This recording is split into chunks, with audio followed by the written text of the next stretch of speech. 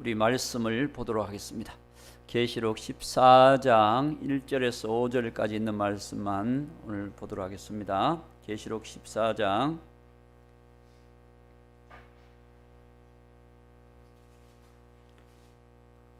계시록 14장 1절에서 5절.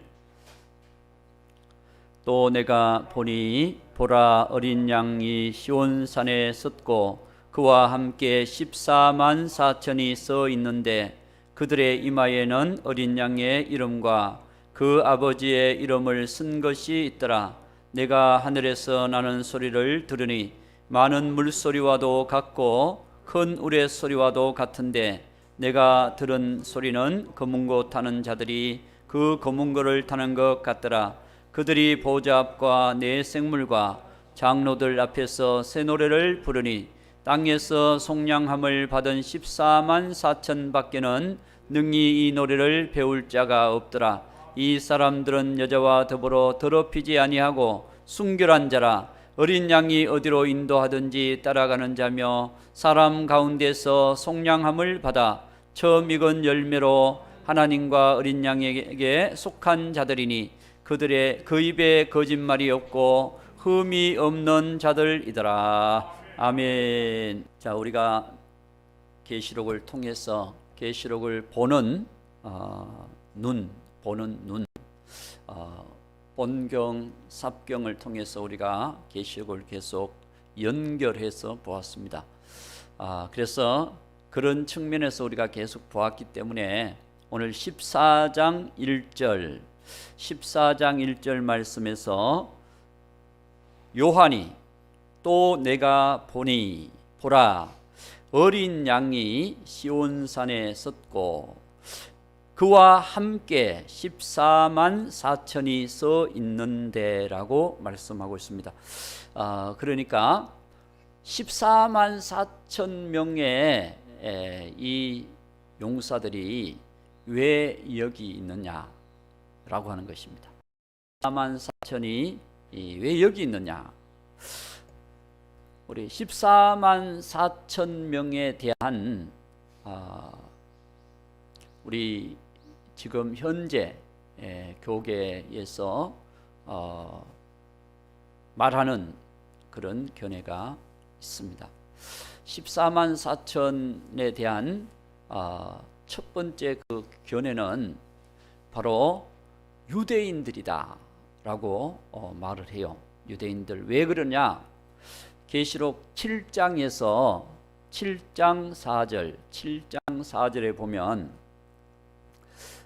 계시록 7장 4절 말씀에 보면 내가 인침을 받은 자의 수를 들으니 이스라엘 자손의 각 지파 중에서 인침을 받은 자들이 14만 4천이니 이스라엘 각 지파에서 인침을 받아서 세웠다라고 말씀하고 있습니다. 그렇기 때문에 14만 4천을 유대인들이다, 이스라엘 백성들이다 라고 보는 견해가 있어요. 그러나 중요한 것은 이스라엘이 깨어나서 예수님께로 돌아와야 되거든요. 여기서 이스라엘이라고 하면 신약의 의미로는 육적 이스라엘의 의미도 있고 교회는 영적 이스라엘이란 의미가 있습니다. 그렇기 때문에 이스라엘의 12지파라고 하는 의미는 지금 현재는 이스라엘의 12지파가 존재하지 않습니다. 왜 그러냐? 722년도에 이스라엘이 멸망하고 586년도에 유다가 멸망하고 멸망하면서부터 지파가 없어져 버렸어요. 다 끌려가고 나라가 또 1900년 동안 나라가 없어져 버렸으니까 그 이스라엘의 12지파에서 선택을 받는다라고 말했을 때 신약의 의미는 예수님 안에 있는 모든 사람들이 이스라엘, 영적 이스라엘입니다.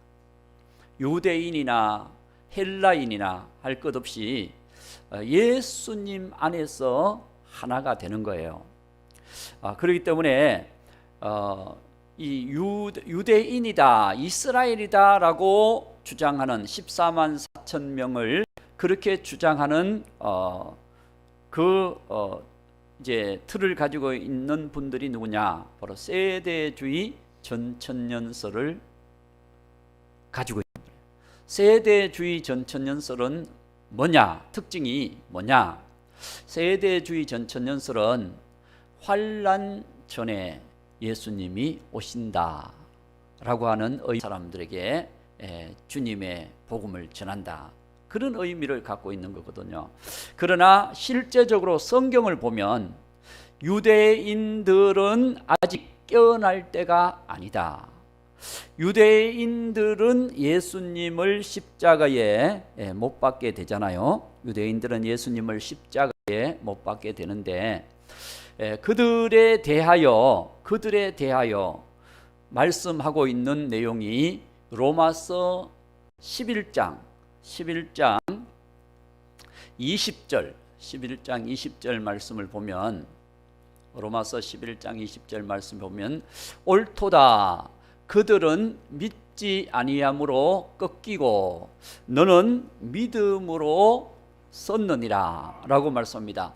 그들이 믿지 아니함으로 꺾였다. 그들은 참감람나무 뿌리를 맺고 있는 이스라엘이 왜 꺾였느냐?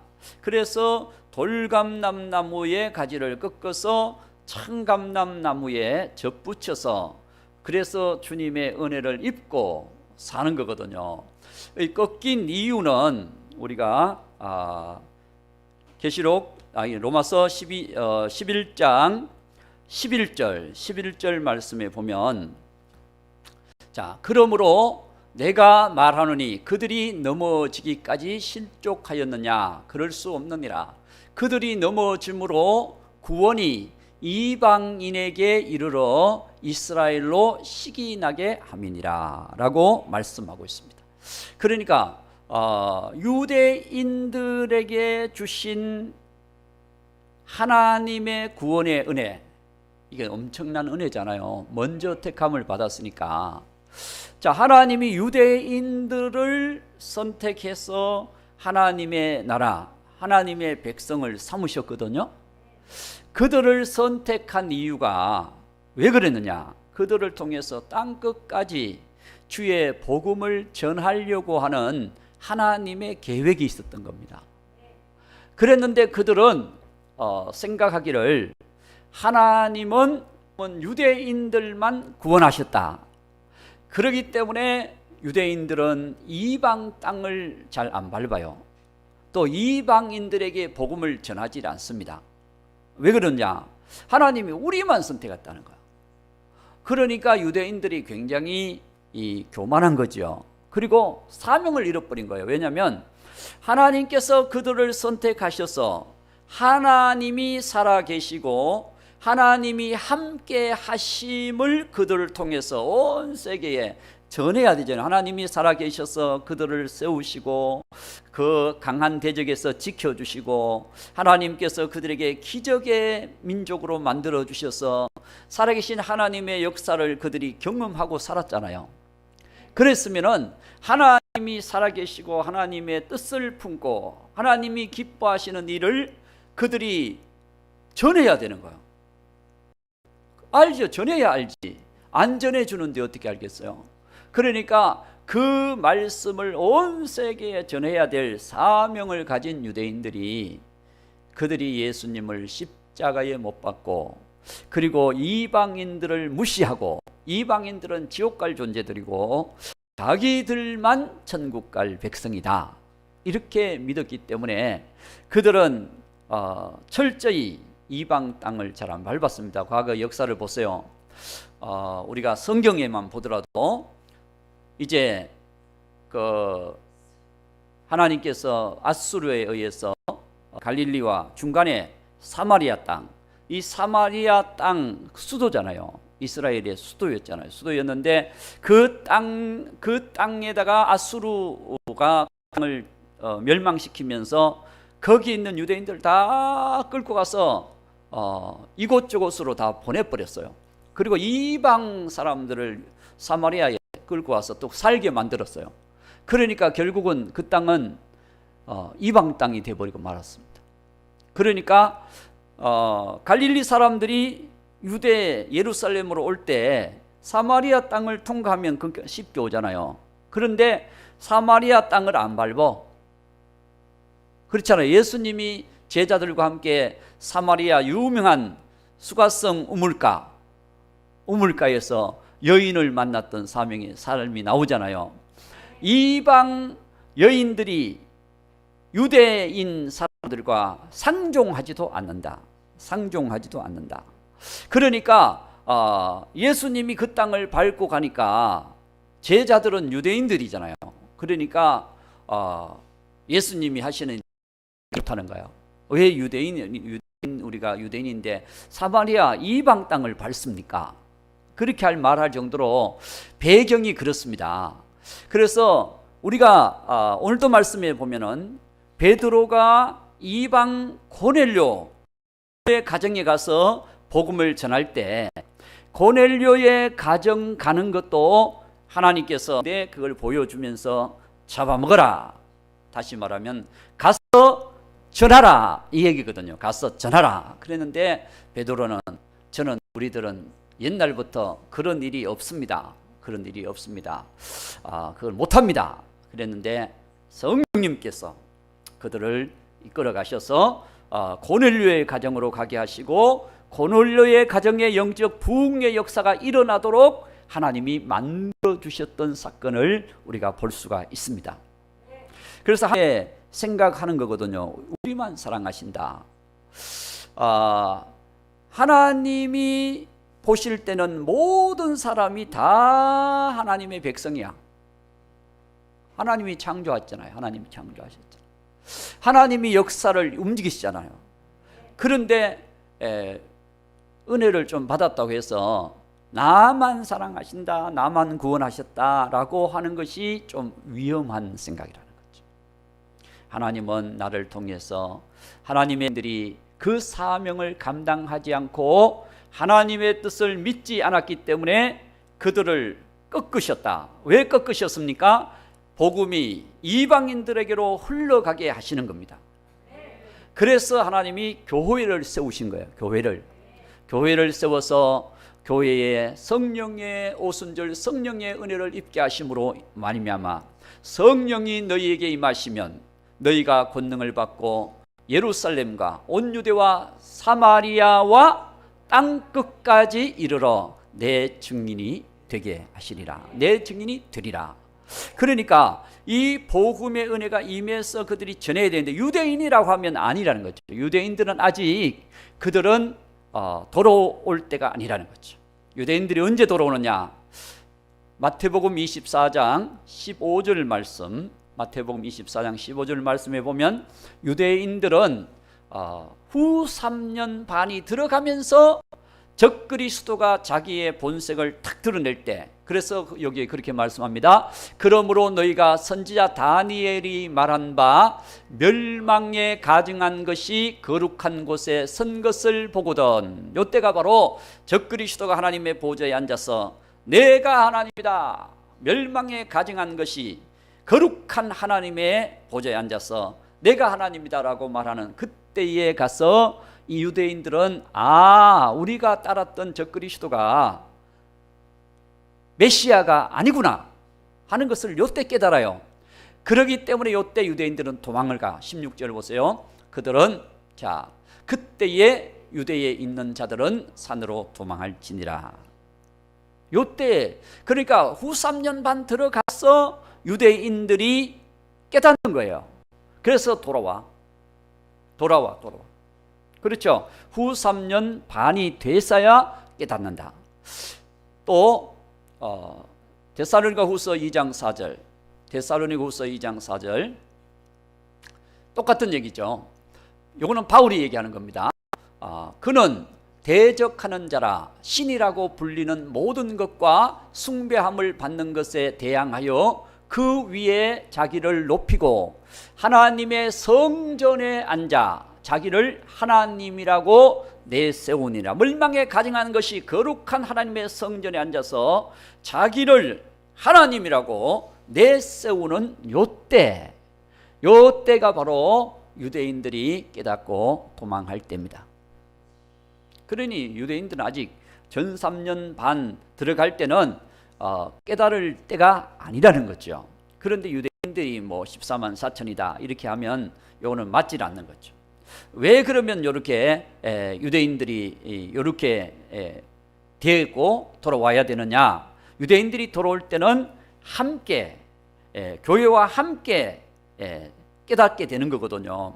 자, 로마서 너희가 스스로 지혜 있다 하면서 이 신비에 이게 유대인과 교회와 주님과의 우리 관계 이 모든 것이 신비한 일이에요. 신비한 일. 그래서 바울은 이 신비를 너희가 모르기를 내가 원하지 아니하노니 이 신비는 이방인의 충만한 수가 들어오기까지 이스라엘에 들어는 우둔하게 된 거예요. 이방인의 충만한 수가 온 세상에 복음이 전해지고 땅끝까지 복음이 전해지고 그러면서 이방인들이 하나님이 원하는 숫자만큼 주님께로 돌아오게 돼요. 그제야 세상이 끝이 나리라.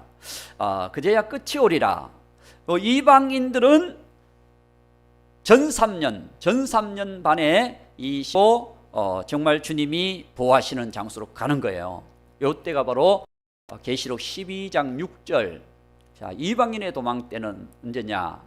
바로 적그리스도가 나타나기 전에 이렇게 다 우리가 주님의 인도를 받아야 되는 거죠. 그 여자가 광야로 도망하매 거기서 1260일 동안 후 3년 반 되기 전에 도망해서 후 3년 반이 될 때 적그리스도 통찰에 들어가지 않고 그를 양육하기 위하여 하나님께서 예비하신 곳이 있더라. 요때는 이방인들은 두 증인의 주의 종들이 14만 두 증인들이 외칠 때 하나님의 인도를 받아서 그들이 주님의 보호함을 받고 승리의 삶을 살 수 있도록 하나님이 인도하시는 거예요. 이때 하나님이 인도하시는 내용이 계시록 12장 14절. 자, 독수리 두 날개를 가지고 12장 14절 맞죠? 자, 그 여자가 큰 독수리의 두 날개. 독수리의 두 날개는 뭐라 그랬어요? 바로 불기둥, 구름기둥. 하나님의 성령, 말씀과 성령으로 인도하시는 하나님의 역사입니다. 이게 두 날개의 두 날개. 그래서 큰 독수리의 두 날개를 받아 광야 자기 곳으로 날아갔다. 날아갔다고 하는 것은 빨리 도망갔다는 거예요. 빨리 도망갔다. 왜냐하면 짐승의 정부 통치 아래에 있으면 거기서는 다 지배를 받게 돼요. 짐승 말을 안 들으면 죽이는데 뭐 다 지배를 받게 되잖아요. 그렇기 때문에 이런 상황이 오기 때문에 그러므로 그 전에 주님께서 미리 말씀하시는 거예요. 미리. 그래서 성경은 우리에게 미리 말씀하시는 거예요. 마태복음 24장 25절. 자, 마태복음 24장 25절. 예수님이 말씀합니다. 보라, 내가 너희에게 미리 말하였노라. 여러분, 우리가 예수님 믿는 것도 미리 주님이 다 말씀해 주셨잖아요. 그래서 회개하고 예수님을 믿게 되는 거죠. 천국에 대한 것도 지옥에 대한 것도 미리 다 말씀하셨기 때문에 우리가 지옥은 가면 안 되고 천국의 백성이 되야 돼. 천국을 소망하면서 살아야 되겠다. 이렇게 우리가 바라볼 수 있는 겁니다. 그러니까 성경은 우리에게 미리 다 말씀해 주는 거예요. 말씀해 주셨을 때 그 말씀을 가슴에 품고 잘 우리가 새겨서 살아가야 될 이유. 왜 그렇습니까? 하나님은 역사의 주인, 주관자시다. 주관. 그래서 인류 역사를 말씀하신 대로 하나님은 이끌어 가시는 거예요. 예수님 보내시겠다 그러면 예수님 보내시고, 예수님을 십자가에 우리 죄를 대속해서 세상 죄를 지고 가는 어린 양 예수님께서 십자가에서 죽으시게 될 것이다 라고 말씀하셨으면 예수님께서 그 말씀대로 십자가의 길을 가시는 거예요. 그렇잖아요.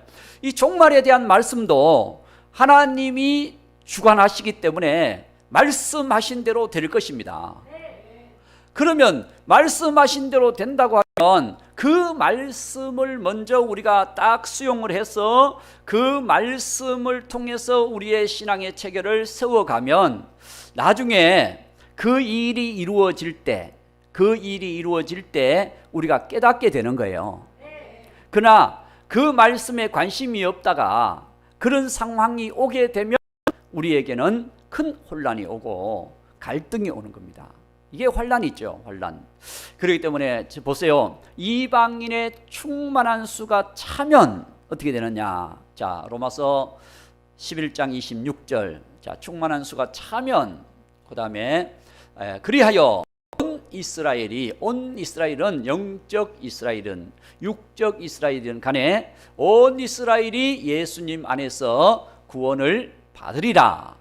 기록된 바 구원자가 시온에서 오사 야곱에게서 경건하지 않은 것을 돌이키시겠고, 그래서 결국은 온 이스라엘이 예수님 안에서 구원받는 그 구원의 시기가 바로 이제 적그리스도의 다스리는 후 3년 반이 되기 전에 이 일이 이루어지는 거예요. 유대인들도 그때 이제 후 3년 반 들어가면서 다 돌아옵니다. 왜냐? 적그리스도가 본색을 나타낼 때 그때 가서 온 이스라엘이 예수님 안에서 다 돌아오게 되고, 그래서 주님의 보호와 주님의 양육과 은혜를 받게 되면서 그들이 재림하시는 예수님을 맞이할 수 있도록 준비하는 것입니다. 침례 요한의 사역이 초림하시는 예수님의 길을 예비한 사역을 했거든요.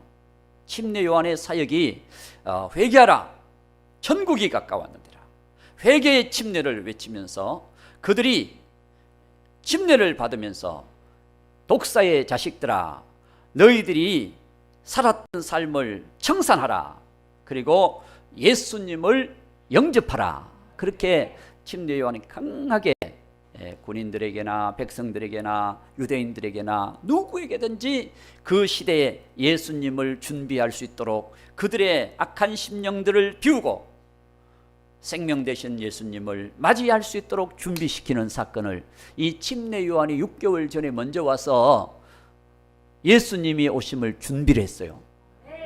그렇다면 종말에 가서 다시 오실 예수님을 준비하도록 두 증인들이 그 사역을 감당하는 것입니다. 감당하는 기 때문에 그래서 유대인이 두 증인이다. 유대인이 바로 14만 4천이다. 이건 아니라는 거죠. 이거는 세대주의 전천연설에서 보면서 환란 전 휴거 요걸 얘기할 때 유대인들이다 라고 이렇게 얘기를 하거든요. 그렇기 때문에 아니고, 또 오늘날 우리 교계에서는 많은 이제 분들이 그렇게 주장하잖아요. 모든 구원받은 백성들을 총 일컬어서 14만 4천이라고 말한다, 이렇게 얘기하거든요. 구원받은 모든 사람들이다. 구원받은 모든 사람들이다. 조금 더 진보적으로 나가면 이거는 예수님 재림 때에 대한 얘기이기 때문에 예수님의 재림 전에 종말의 환란 때에 구원받아서 살아있는 구원받은 사람들이다, 이렇게 또 주장하는 사람들이 있습니다. 자, 구원받은 총수가 아니다 라고 하는 이유. 자, 구원받은 총수다라고 하면 우리가 선택을 받을 때 14만 4천을 선택할 때 우리가 계시록 7장 4절을 봤죠? 7장 4절. 자, 요때 선택할 때 7장 4절 말씀을 보면 내가 인침을 받은 자의 수를 들으니 이스라엘 자손의 각 지파 중에서 인침을 받은 자들이 14만 4천이니 왜 총수가 아니냐? 그 지파를 다 선택받은 무리들을 다 일컫는 게 아니고 그 중에서 인침을 받아 빼어낸 자들이다 라고 하는 거거든요. 예수님 믿는 거는 그거는 택한 자들 중에서 뽑아내는 게 아니고 모든 백성들 중에서 예수님의 복음이 증거돼서 회개하고 예수님을 믿으면 누구든지 구원의 반열에 서게 되는 겁니다. 그리고 그 중에서 인침을 받았다. 이거는 다시 말하면 사명자라는 겁니다. 왜 예수님을 믿음으로 구원받았다고 하는 보증의 인을 치는 것은, 자, 우리 고린도후서 1장 22절, 고린도후서 1장 22절의 말씀에 보면 또한 우리에게 인을 치시고 보증으로 우리 마음에 성령을 주셨느니라. 성령의 인을 받는 것이 구원의 인이거든요. 성령이 인을 치는 거예요. 한 번 또 볼까요? 에베소서 1장 13절. 자, 1장 13절. 그 안에서 너희도 진리의 말씀 곧 너희의 구원의 복음을 듣고 그 안에서 또한 믿어 약속의 성령으로 인치심을 받았느니라. 아멘. 약속의 성령으로 인치심을 받았느니라. 그러니까 우리가 구원받은 이는 성령으로 인침을 받는 거예요. 신학적으로도 그렇게 주장을 해요. 신학적으로 성경도 그렇게 말씀하고 있고 신학적으로도 우리가 구원받은 자다라고 인치는 것은 성령입니다. 다른 누가 인을 치겠어요? 이 14만 4천이 처음에 선택될 때, 자, 계시록 7장 2절 말씀, 누가 인을 칩니까? 7장 2절. 또 봄에 다른 천사가 살아계신 하나님의 인을 가지고 해 돋는 데로부터 올라와서 땅과 바다를 해롭게 할 권세를 받은 네 천사를 향하여 큰 소리로 외쳐. 이제 땅과 바다 네 천사, 요거는 유브라데 전쟁을 위해서 준비된 자들을 결박해 놓고, 그 다음에 자 3절, 자 이르되 우리가 우리 하나님의 종들의 이마에 인치기까지. 누구에게 인을 칩니까? 모든 사람에게 인을 치는 게 아니고, 예수 믿는 사람에게 인을 치는 게 아니고, 여기서 인을 치는 것은 우리 하나님의 종들. 그렇습니다. 계시록은 종들의 사역을 통해서 교회를 깨우는 거예요. 종들의 이마에 인을 치는 거예요. 종들, 하나님의 종. 여기서 하나님의 종이 안 믿는 자들이 아니에요. 이스라엘 중에서 뽑아내는, 다시 말하면 영적 이스라엘, 우리가 신약에 들어와서 이스라엘은 예수님을 믿기 위해서, 믿음을 지키기 위해서 그들이 그들의 상황에 어떤 상황도 다 이겨내는 그런 상황의 사람들, 이 사람들에게 이스라엘이라고, 지파라고 말합니다. 야고보서 1장 1절, 야고보서 1장 1절에 보면 하나님과 주 예수 그리스도의 종 야고보는 흩어져 있는 12지파에게 문안하노라. 여기서 흩어져 있는 12지파는 뭐냐? 이 당시 야고보 시대 때 큰 환란, 큰 핍박과 환란 때문에 교회가 동네 자기로도 도망가 있고 굴속으로도 도망가고, 그렇게 해서 믿음 지키기 위해서 다 흩어져 있어요. 여기저기 흩어져 있습니다. 여러분, 오늘날 우리는 자유롭게 예수님을 믿을 수 있다고 하는 이 자체가 굉장한 축복입니다. 아멘 안 해도 소리입니다. 그렇기 때문에 이런 엄청난 핍박이 있었습니까? 여러분, 12사도들이 다 순교하잖아요. 핍박 때문에, 환란 때문에 그들이 다 목베임도 당하고 화형도 당하고 장애도 찔리고 거꾸로 십자가에도 못 박히고 막 그런 일이 많이 일어났잖아요. 오직 사도 요한만 하나님께서 종말에 대한 말씀을 계시를 주시기 위해서 반모섬으로 유배에 가도록 하나님이 죽음에서 건져주셨던 이 기적적인 역사를 우리는 성경을 통해서 볼 수 있는 것입니다. 하나님이 요한을 살려서 끝까지 제자 중에 가장 오래 살게 하시면서 계시록을 받아서 정말 이 마지막 때 우리에게 미리 하나님께서 이 종말을 살고 있는 우리들에게 미리 이 말씀을 접하면서 그 말씀을 통해서 우리가 준비할 수 있도록, 깨어날 수 있도록 하나님께서 우리에게 은혜를 주셨다는 것입니다. 그러니까 우리가 이런 시대에 지금 살고 있으면서 주님이 하신 말씀을 우리가 바르게 정리를 한다면 우리가 시대를 보면서 우리는 깨닫게 되는 것입니다. 준비하게 되는 것입니다. 자, 그래서 천사를 통해서 주의 종들에게 인을 쳤다라고 하는 것입니다. 그래서 그들 중에서 뽑아낸 자들이 14만 4천이다. 우리가 7장 4절에서 말씀하고 있죠.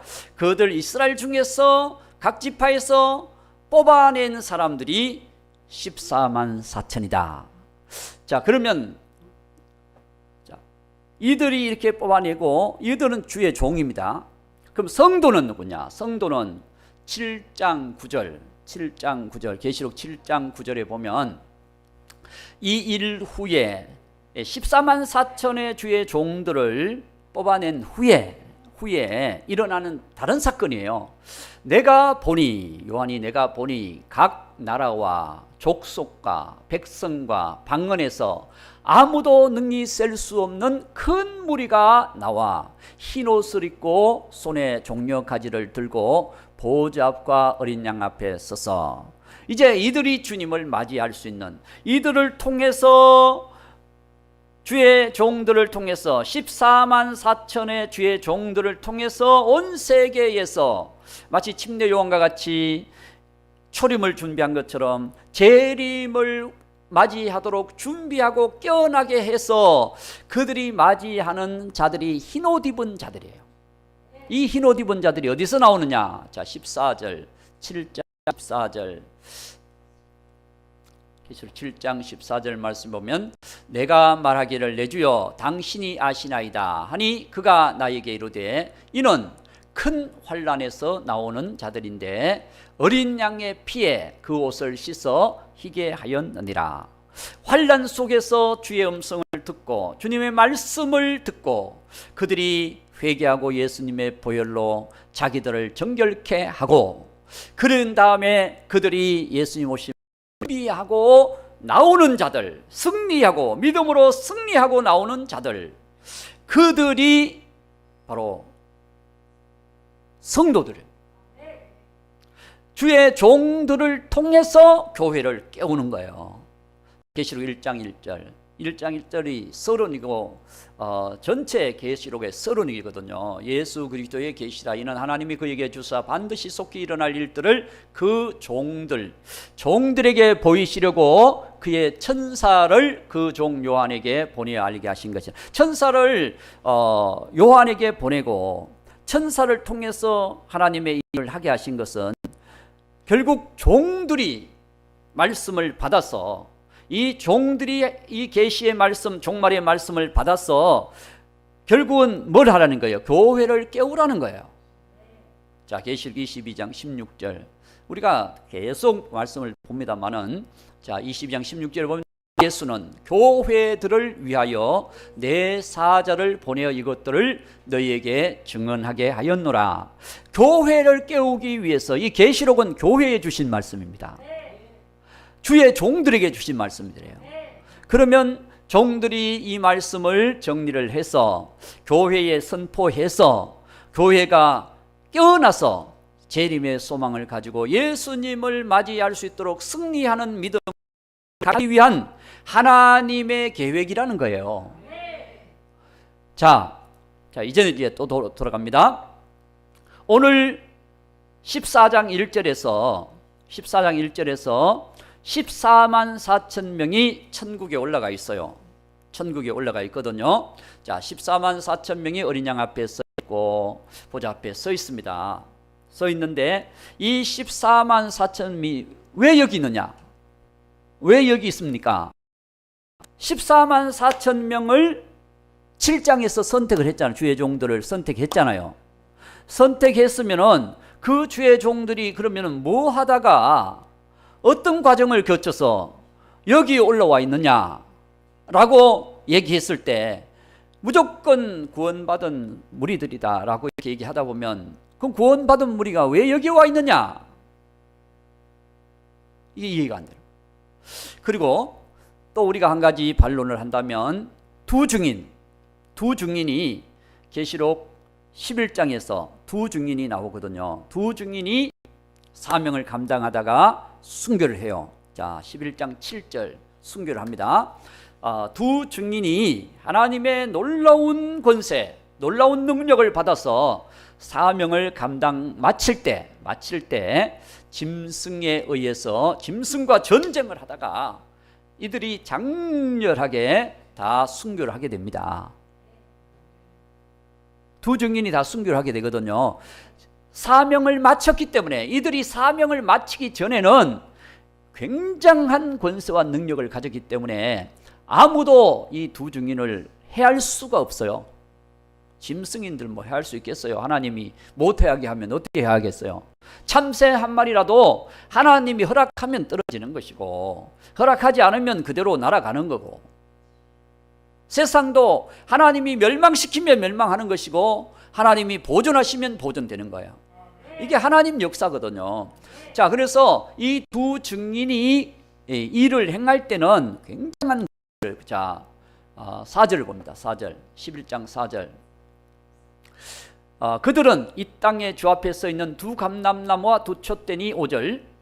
만일 누구든지 그들을 해하고자 하면 그들의 입에서 불이 나와서 그들의 원수를 삼켜버릴 것이요, 누구든지 그들을 해하고자 하면 반드시 그와 같이 죽임을. 그러니 이런 권세를 가졌는데 어떻게 두 증인을 함부로 막 할 수 있겠어요? 전쟁한다고 해도 엄청난 권세를 가지고 그들이 있기 때문에 하나님이 허락하니까 다 순교하는 거죠. 하나님 허락하지 않으면 순교를 하지 않습니다. 자, 그들이 순교를 하고 나서 11장 9절에 그들의 시체가 큰 성, 그들의 시체가 백성들과 족속과 방언과 나라 중에서 사람들이 그 시체를 사흘 반 동안 보며, 여 백성, 방언, 나라, 이건요 온 세계를 얘기해요. 자, 두 증인이 죽었는데 온 세계의 시체가 널려 있어요. 그러면 이게 이해가 갑니까? 두 사람이라면 뭐 한국 땅 어느 구석에 죽어도 두 사람이 죽어 있으면 뭐 죽었는지 안 죽었는지도 모르는데 이 시체가 온 세계에 다 널려 있어요. 그리고 시체를 장례식도 못하게 해요. 10절, 자 10절. 두 선지자가 땅에 사는 자들을 괴롭게 한 거로 땅에 사는 자들이 그들의 죽음을 즐거워하고 기뻐하여 서로 예물을 보내리라. 이 두 증인이 죽었는데 왜 이렇게 세상 사람들이 좋아할까? 두 증인이 죽었는데 이 속에는 많은 하나님의 예언의 말씀을 싫어하는 사람들이 들어가 있어요. 그러니까 유대인들이 왜 예수님의 복음을 싫어할까? 그들이 예수님을 안 믿었기 때문에 그렇습니다. 재림에 대한 말씀도 역시 마찬가지로 여러분, 예수님의 재림의 말씀을 성경에는 엄청나게 말씀하고 있는데도 왜 관심이 없을까? 어떤 사람은 관심 없는 게 아니라 그런 소리 하지 마, 이단이나 그런 소리 하지, 그리고 그렇게 가거든요. 그리고 그렇다면 이게 굉장히 심각한 겁니다. 그래서 성경에서 말씀하고 있는 것을 우리가 잘 정리해서 말씀대로 외치면 되잖아요. 말씀대로. 그러면 우리에게 큰 은혜가 될 건데 그걸 무조건 무시하면 안 된다는 거죠. 자, 그렇기 때문에 이 14만 4천을 이단들도 우리다. 우리가 구원받은 우리 공동체 구원받은 숫자가 14만 4천이다. 우리 안에 들어오지 않으면 구원받지 못한다. 그리고 야단이거든요. 그러니까 이단들 다 그래요. 다 그 조금 우리가 조금 세워진 이단들은 다 우리가 14만 4천이다. 우리 무리에 들어오지 않으면 구원받지 못한다. 이렇게 얘기해요. 그러니 여러분 우리가 정리를 해야지요. 정리를 해서 이 14만 4천이 주의 종들이고 이 14만 4천을 통해서 수많은 사람들이 깨어서 나와서 흰옷 입은 무리들이 나와서 승리의 찬양을 부르도록 그 말씀을 듣고 깨어나서 주님 맞이하도록 준비시키는 것, 이 일이 두 증인의 사명이에요. 자, 두 증인이 이렇게 죽었잖아요. 죽어서 온 세상에 흩어졌습니다. 자, 두 증인들이 죽었다가 어떻게 되느냐? 11절. 자, 11절. 3일 반 후에 하나님께로부터 생기가 그들 속에 들어가매 그들이 발로 일어서니 구경하는 자들이 크게 두려워하더라. 보세요. 그들에게 생기가 들어갔어. 그리고 그들이 다 살아났어요. 이 두 증인들이 다 살아났어요. 그리고 12절에 자, 하늘로부터 큰 음성이 있어 이리로 올라오라 함을 그들이 듣고 구름을 타고 하늘로 올라가니 그들의 원수들도 구경하더라. 여러분 보세요. 두 증인이 사명을 감당하다가 순교하고 그리고 하나님 생기가 들어가서 그들이 3일 반 후에 살아나고 부활했어요. 부활해서 하나님께서 구름을 타고 하늘로 예수님이 올라간 것처럼 그들도 올라갔어요. 그러면 두 증인은 어디 가버렸어요? 두 증인은 이렇게 순교했다가 살아나서 부활해서 어디 가버렸는데 어디 갔는지 모르고 14만 4천은 선택했는데 선택한 건 있는데 그들이 천국에 올라가 있는 거야. 이게 연결이 되어야 맞는 거예요. 12제자를 불렀을 때는 12명이지만 택했을 때는 2명씩 가서 전도하고 복음을 전하고 또 병을 고치고 막 이렇게 할 때는 두 증인이야. 자, 누가복음 10장 1절. 자, 12명이 아니라 70명이 나옵니다. 70명. 70문도죠. 그들은 자, 10장 1절. 그 후에 주께서 따로 70인을 세우사 친히 가시려는 각 동네, 주님이 가고자 하는 동네, 주님이 혼자 가지 못하니까 70명의 제자를 세웠어요. 그리고 각 동네로 보냈어요. 각 동네. 주님이 가야 될 때 주님 혼자서 일하시지 않고 70명의 제자를 세워서 각 동네로, 가고자 하는 동네로 다 보냈어요. 몇 명씩 보냈어요? 지금 둘씩 앞서 보내시며 둘씩. 그러니까 이 70명을 선택할 때는 70제자가 모인 거예요. 그리고 두 증인이 사명을 한 거거든요. 그래서 이 70명을 세워서 2명씩 보내기도 하고 그리고 14만 4천 명을 선택해서 그들을 인쳐서 2명씩 온 세계에 주님이 가시고자 하는 온 세계에 가서 예수님의 그 복음을 사명을 준 거예요. 자, 그들이 가서 외치다가 순교하고 그들이 이제 사명 감당할 때는 그들이 죽었다가 다 순교 전쟁을 했다. 여러분 적그리스도의 군대가 2명의 사람하고 전쟁을 했겠어요? 두 증인 그러면 14만 4천의 군대예요. 이들도 군대입니다. 군대. 나중에 예수님 재림할 때 그들도 함께 내려옵니다. 그들이 군대거든요. 그 군대와 전쟁하는 거예요. 자, 봅시다. 19장 14절 계시록 19장 14절 재림장이죠. 하늘에 있는 군대들이 희고 깨끗한 세마포 옷을 입고 백마를 타고 예수님을 따르더라. 예수님 재림할 때 이들도 하늘에 올라가서 이제 재림 때 같이 내려오는 거예요. 잘 아직도 이해가 안 가시는구나. 이들이 내려올 때는 큰 군대예요. 이들도 얼마나 큰 용사들입니까? 적그리스도의 군대와 싸웠던, 맹렬하게 순교를 했지만 그들이 믿음으로 싸웠던 군대가 아닙니까? 재림할 때 그들이 예수님이 흰말을 타고 내려오시잖아요. 흰말 타고 내려오실 때 그 14만 4천의 군대들도 예수님과 함께 재림할 때 내려오는, 왜냐 승천에 있으니까, 부활의 승천에 있으니까 함께 내려오는 거예요. 그러니까 이 모든 것이 그냥 연결되는 거예요. 연결되는 것입니다. 그래서 이 두 증인과 연결이 돼야 14만 4천 명을 7장에서 선택했고, 그리고 10장에서 사명을 줘요. 사명. 자, 10장 11절. 10장 11절. 자, 사명을 줍니다. 요한에게 주시는 말씀이지만 그가 내게 말하기를 내가 많은 백성과 나라와 방언과 임금에게 다시 예언하여야 하리라 하더라. 그러니까 이들이 이 복음을 받아서 먹고 소화시켜서 다시 예언하여야 하리라. 그러니까 여러분, 하나님의 말씀을 먹고 다시 예언하여야 하리라. 오늘 말씀을 통해서 은혜를 받고 그 말씀을 통해서 깨우침을 받고, 그와 같이 오늘 요한이 이 말씀을 먹고 다시 예언하여야 하리라. 그래서 10장에서 먹고 다시 예언하는데 11장에 가서 누가 예언하느냐? 두 증인이 예언하더라는 거예요.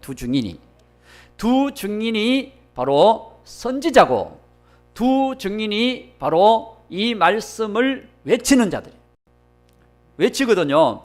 이 두 증인이 외칠 때 여러분, 지금까지 잘못 외친 재림에 대한 말씀이나 지금까지 잘못 외친 예비처에 대한 말씀이나 지금까지 예수님 재림할 때 일어나는 수 없는 여러 가지 사건들이나 이 두 증인을 통해서 주님이 말씀하실 때 그걸 싫어하는 사람들도 있어요. 그렇죠? 싫어하여서 이들이 순교했을 때 막 선물을 주면서 봐라 저들이 그냥 제가 너무 아는 체 하다가 다 죽었다 그러고 이제 그럴 거 아니요. 그렇지만 여러분, 이 두 증인의 사명을 통해서 수많은 사람들이, 알아들을 사람들은 다 깨닫고 돌아옵니다.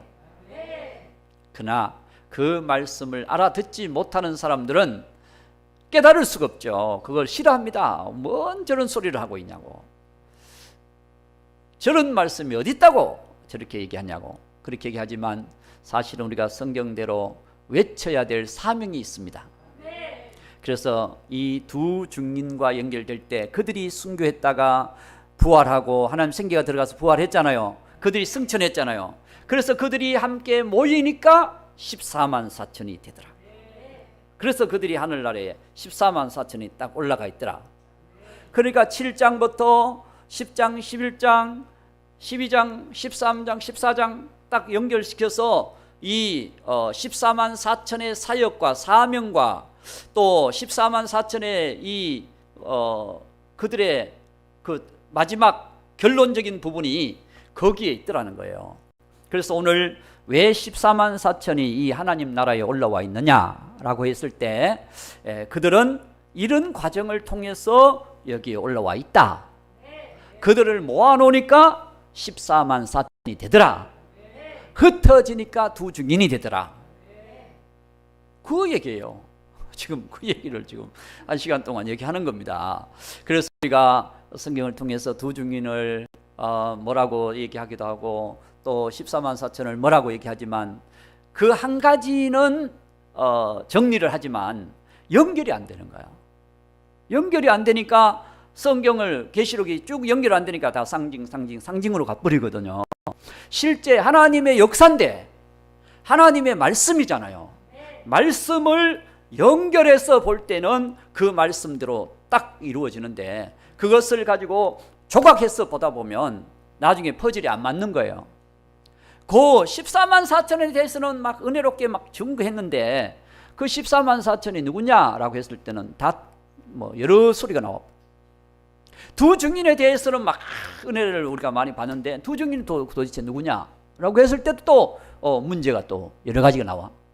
그러니까 계시록은 막 해석이 수 없는 해석들이 나오는 거예요.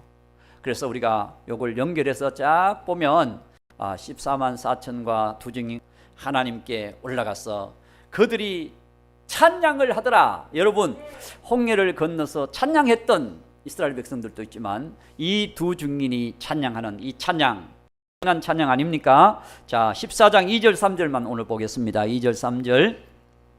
내가 하늘에서 나는 소리를 들으니 많은 물소리와도 같고 큰 우레소리와도 같은데 내가 들은 소리는 검은고 타는 자들이 그 검은고를 타는 것 같더라.